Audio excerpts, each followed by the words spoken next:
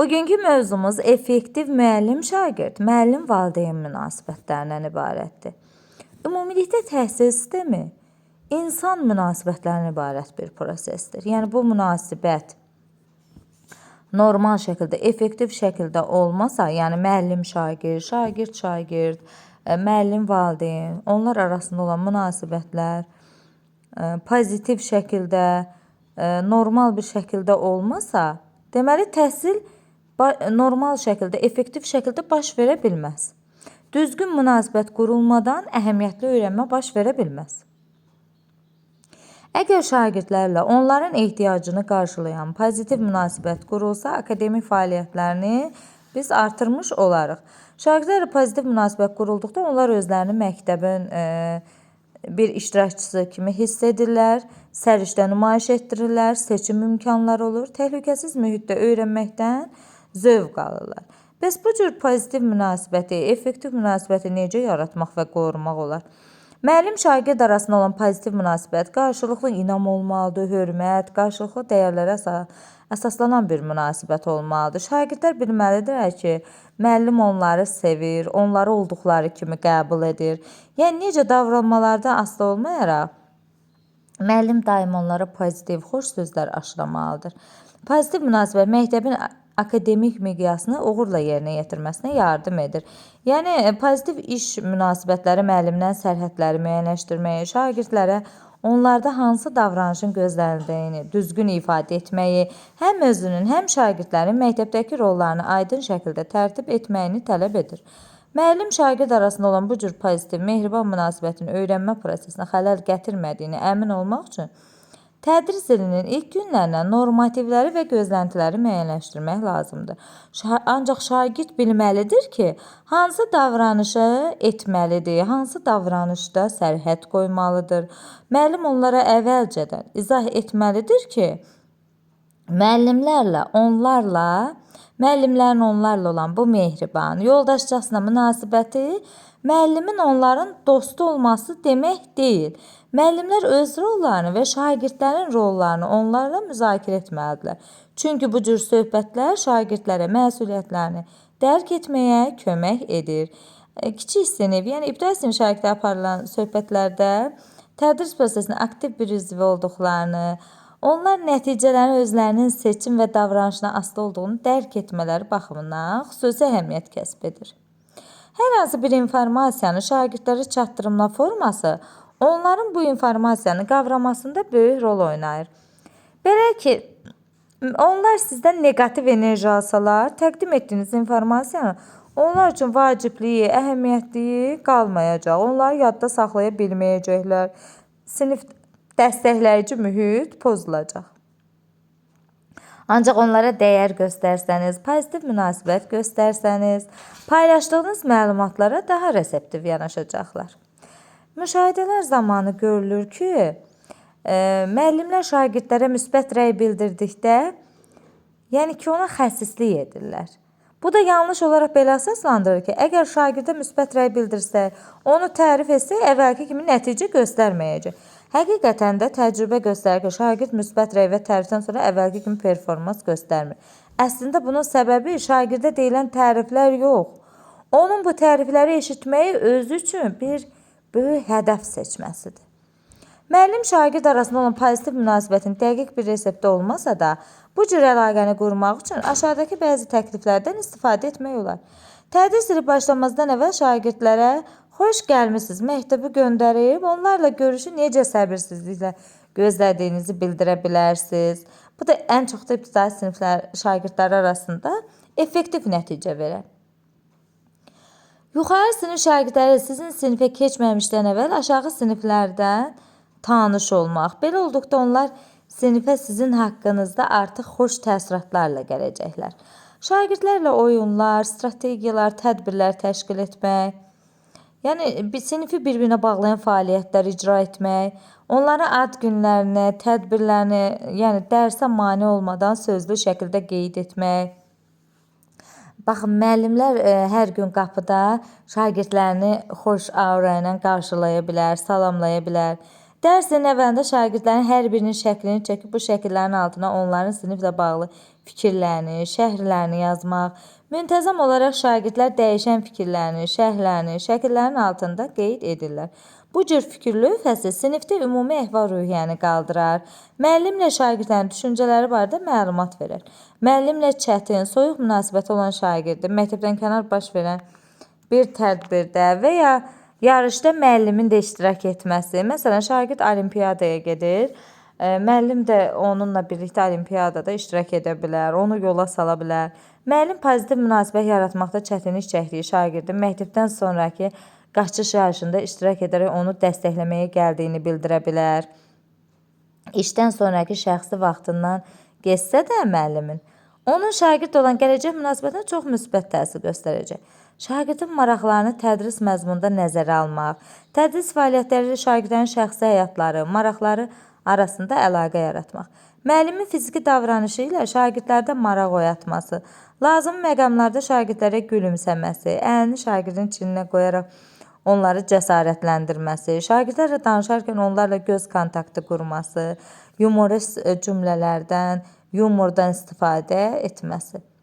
Müxtəlif formada, məsəl üçün, məşhur və tarixi deyimlərdən yeri düşdükcə istifadə etmək, dərsin əvvəlində sinif otağında hazır saxlanılan lətifələr kitabına şagirdlərə maraqlı lətifələr, hekayələri oxumaq, bütün bu və digər faktorlar müəllimləri şagirdlərin gözündə sevilən, inanılan, hörmət edilən insana çevirəcək. Təbii ki, hər bir müəllim yuxarıda qeyd olunan ümumi məsələlərə yanaşı, özünün də şagirdlərlə münasibətdə ona məxsus yolunu axtarıb tapmalıdır. Şagirdlərlə effektiv ünsiyyətin qurulması. Son illərdə tədrisin təşkilində bəzi pedaqoji stereotiplər dağılıb və pedaqogika şəxsiyyət yönümlü yanaşmaya keçmişdir. Bu cür yanaşma müəllimdən həm də humanizm prinsiplərinə əsaslanan pedaqoji ünsiyyətin qurulmağını tələb edir.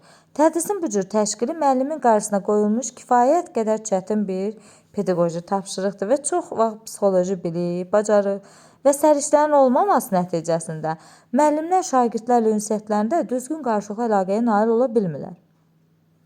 Demokratik üslub nədir? Humanizm, həssaslıq, qarşılıqlı tərəfdaşlıq, bərabər hüquqların yaradılması, şagirdlərlə empatiya hissinin qurulması.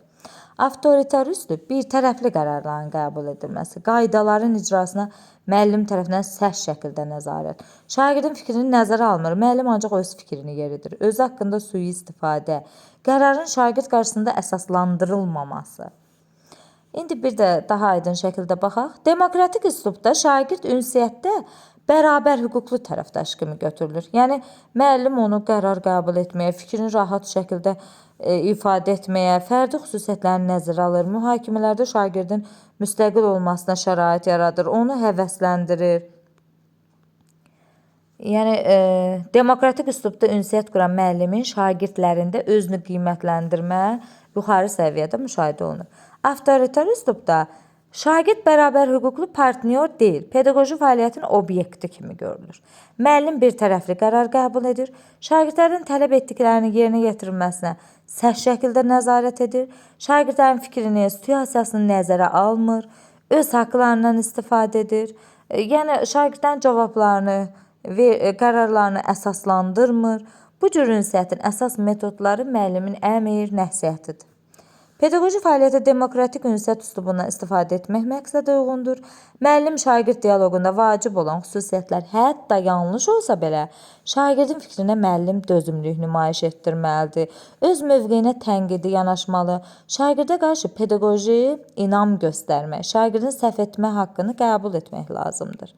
Məktəbdə müvafiq qaydada ünsiyyət qurmaq, nəzakətli sözlərdən istifadə etmək lazımdır. Yəni, çünki müəllimlər şagirdlər üçün bir nümunə rolunu oynayır.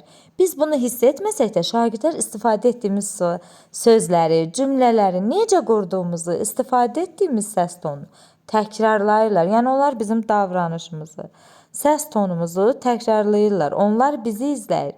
Gün ərzində etdiyimiz və dediklərimizə fikir verirlər. Hər bir müəllim sinifdə ədəbi dildən istifadə etməyə çalışmalı. Sinifdəki şagirdlərin istifadə etdiyi dialektlərə hörmətlə yanaşmalı. Onları da ədəbi dildən istifadə etməyə həvəsləndirməlidir. Müəllim şagirddən bir-biri ilə hörmətlə danışmağını istəyir. Ona görə də özü də onlarla belə bir ünsiyyət qurmalıdır ki, şagirdlər də 100 eşit, bir görməkdənsə 100 görüb bir eşitsələr daha yaxşı olar da. Yəni onlar müəllimin onlarla normal, pozitiv davranışını görsələr, bir-birinə də onu əks etdirəcəklər. Müəllim onların bir-birinin xətrinə dəyməmələrini, bir-biri ilə kobud danışmamalarını istəyir. Deməli, özü də onlarla ünsiyyətdə bu deyilənləri nəzərə almalıdır. Müəllim şagirdlərin bir-biri ünsiyyətində əmr deyil, xahiş cümlələrindən istifadə etmələrini istəyir. Özü də onlarla ünsiyyətdə təşəkkür edirəm, xahiş edirəm, zəhmət olmasa kimi sözlərdən istifadə etməlidir. Şagirdlər də müəyyən vaxtdan sonra bu sözləri yoldaşları ilə ünsiyyətinə daxil etsinlər. Yəni, müəllimin davranışına, hərəkətinə, yəni sözlərinə fikir verərək onları sərgiləməlidirlər. Dərs otağında işlətdiyimiz dildən başqa istifadə etdiyimiz səs tonu da əhəmiyyətlidir. Müəllim şagirdin üstünə qışqırmamalı, daha yüksək səslə əmr verməməlidir. Yəni, səs müxtəlif tonlar ala bilər. Daim sakit də olmaq olmur. Lakin daim sakit və idarə olunan səs vacibdir. Sinifə yeni mövzu və kitab təqdim edərkən müəllimin səsində xoş həyəcan, gözəl pozitiv bir aura hiss edilməlidir. Müəllimin şagirdlə söhbətində istifadə etdiyi sözlərin şagirdin inkişafında çox böyük rolu var. Bəzən şagirdin inkişafına təkan vermək, ondan bu və ya digər davranışı tələb etmək əvəzinə sadəcə niyə bu davranışın yaxşı olduğunu ona bir neçə dəqiqələrinə izah etmək qədər sadədir. Bu özünü xüsusilə şagirdin sosial inkişafında göstərilir. Böyüklər tərəfindən səsləndirilən stimul, dəstəkləyici cümlələr şagird inkişafını daha da gücləndirə bilər. Müəllim şagirdi ilə empatiya qura bilirsə, onun hissini, fikirlərini nəzərə alan cümlələr qurursa, bu zaman şagird hiss edir ki, müəllim ona inanır. Yəni, müəllimin istifadə etdiyi sözlər, qurduğu cümlələr şagirdin inkişafına müsbət və mənfi təsir edə bilər. Effektiv müəllim-valideyn münasibəti. Valideyn tədris prosesinə cəlb olunması şagirdin akademik nailiyyətinə, şəxsiyyət kimi formalaşmasına mühüm rol oynayır. Yəni, bu da qəbul olunmuş bir fəktdir. Ona görə müəllimlərin peşəkar məsuliyyətlərindən biri valideynlərin, övladlarının öyrənmə prosesinə cəlb olunmasına nail olmaqdır. Valideyn cəlb olunması o deməkdir ki, o övladının məktəbdəki performansından, davranışından, məktəbin funksiyasından, keçirdiyi tədbirlərdən xəbərdardır. Valideynləri şagirdin öyrənmə və akademik inkişafını effektiv şəkildə cəlb etmək üçün müəllimlərin valideynlər düzgün münasibət qurmaları lazımdır. Bəzi halda valideynlərin məktəb həyatına cəlb olunmasına aktivlik müşahidə olunmur. Valideynlər məktəbə az-az gəlir ya da övladının məktəbdəki vəziyyəti ilə heç maraqlanmır. Bu zaman müəllimlər, əlbəttə biz hiss edəcəyik ki, şagirdin akademik nailiyyətində, davranışında gerilmələr müşahidə olunur. Ümumilikdə məktəb və müəllim-valideyn öz tərəfdaşına çevrilməlidir. Valideyn məktəbə cəlb olmasına maneə törədən bəzi amillər. Valideyn icrasına ümumi keçirilməsi və konfidensiallığın gözlənilməməsi. Hansısa şagirdin qüsurlarının hər kəsin yanında valideynə deyilməsi. Yəni, bu düzgün yanaşma deyil. Onu gələcəkdə valideyn icrasına iştirakdan yayındıracaq. Ümumiyyətlə, müəllimə və məktəbə qarşı rəğbəti azaldacaq. Belə hal yaşayan valideyn övladını qüsurlarına görə danlayır və icra zamanı aldığı negativ enerjini övladına ötürür. Bu vəziyyətin nəticəsi şagirdin müəllimə və məktəbə qarşı münasibətində, davranışında və nailiyyətində özünü biruzə verir. Valideynin iş saatının çox olması səbəbindən övladının təhsilinə vaxt ayıra bilməməsi, bu da valideynin övladı ilə maraqlanmasına, maraqlanmamasına səbəb olur. Müəllimin valideynlə onun övladı ilə bağlı münasibətin qurulmasına laqeyd yanaşması və ya bunu gərəksiz sayması. Nəzərə almaq lazımdır, məktəb müəlliminin öz məsuliyyətini layiqincə yerinə yetirməsi üçün valideynin təlim tədrisə mane olan və laqeyd münasibət göstərən tərəfdən dəstəkləyici qüvvəyə çevrilməsi lazımdır. Aşağıdakı strategiyalardan istifadə etməklə valideynlərlə kooperativ münasibətlərinizi möhkəmləndirə bilərsiniz. Salamlama məktubu. Yəni, tədrisin əvvəlində valideynlərə müəllim salamlama məktubu göndərər. Müəllim-valideyn münasibətlərini tənzimləyə effektiv strategiyadır. Bu sizin valideynlərə onların övladlarını sinifinizdə görəcəyiniz üçün nə qədər həvəsli, həyəcanlı olduğunuzu göstərən pozitiv bir məktub olmalıdır. Valideynlərlə olan ilk ünsiyyətin pozitiv olmasına çalışmaq. Məsələn, tədris ilinin ilk həftəsində istənilən bir şagirdin valideyninə elektron məktub göndərərək həmin şagirddə müşahidə edilən yaxşı bacarıqlar haqqında valideynə məlumat verilir. Çünki əgər ilk vaxtlarda valideynlə ünsiyyətdə müəllim onun övladının akademik göstəricisi, davranışı barədə mənfi rəylər bildirsə, bu ümumilikdə müəllimin valideynlə olan münasibətinə neqativ təsir edəcək. Şagirdin irəliləyişi haqqında qeydlər göndərmək. Bu qeydlər valideynə övladının məktəbdə necə fəaliyyət göstərdiyi haqqında mütəmadi olaraq məlumat verir. Baxaq, hörmətli valideyn, övladınızda oxu bacarıqları xeyli yaxşılaşır və o mətn üzərində artıq oxuyub anlama suallarına sərbəst cavab verə bilir. Yəni, bu cür məktublar göndərmək olar şagirdin irəliləyişi haqqında. Pozitiv valideyn icrası. Valideynlərlə olan ilk ünsiyyətin pozitiv olmasına çalışmaq lazımdır. Məsələn, tədris ilinin ilk həftəsində valideynlərlə pozitiv əhval-ruhiyyəli icras etmək məqsədə uyğundur. Valideynlərlə dərs ilinin ilk günlərində pozitiv istiqamətli, qarşılıqlı hörmət və etibarlı zəmin əsasında münasibətlər qurulması şagirdlərin ilin qalan vaxtlarındakı fəaliyyətinə müsbət təsir göstərir. Bu icras zamanı müəllim valideynlərə ailə məişət məsələlərində anlaşıqlı olmalarını, onlara şəxsiyyət kimi münasibət göstərməyin vacibliyini vurğulayır. Şagirdlərin evdə çalışmaları üçün müəllimlər onlara müəyyən tövsiyələr verə bilər. Tövsiyə olunur ki, valideyn iclaslarını fərdi şəkildə keçirəsiniz. Bu zaman həm valideyn fikirlərini rahat şəkildə müəllimlə paylaşa bilər, həm də konfidensiallıq, gizlilik qorunmuş olar. Pozitiv məzmunlu zəng, e-mail, mesaj. Yəni, müəllim pozitiv bir zəng edə bilər, məktub göndərə bilər, məktəbli kitabçasında qeydlər etməklə. Halbuki hər bir valideyn və şagird müəllimdən pozitiv qeydlər eşitməyi sevir.